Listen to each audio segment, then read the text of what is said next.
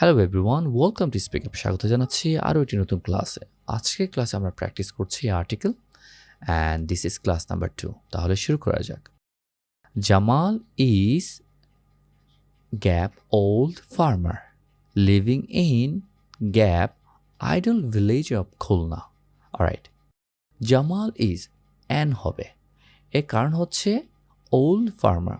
Old শব্দটি vowel দিয়ে শুরু হয়েছে, রাইট?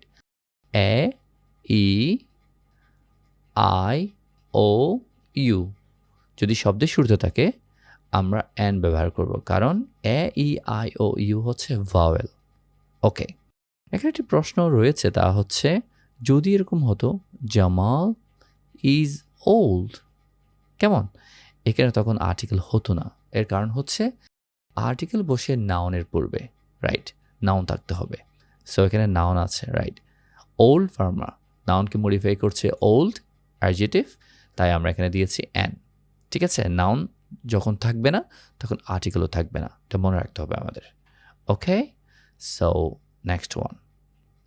সো এরপর আমরা দেখতে পাচ্ছি living in an idol village.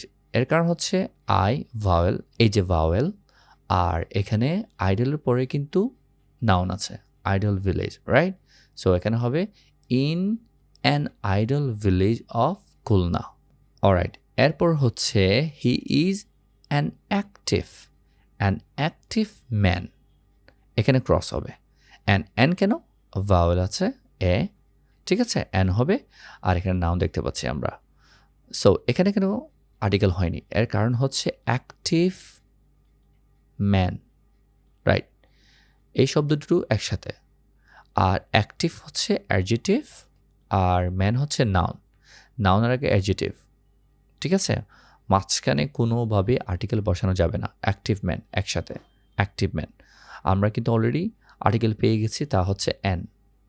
এখানে অ্যান অ্যাক্টিভ ম্যান, কেমন? তারপর they work together in the paddy field. দি হয়েছে কেন? স্পেসিফিক জায়গা বুঝিয়েছে, কেমন?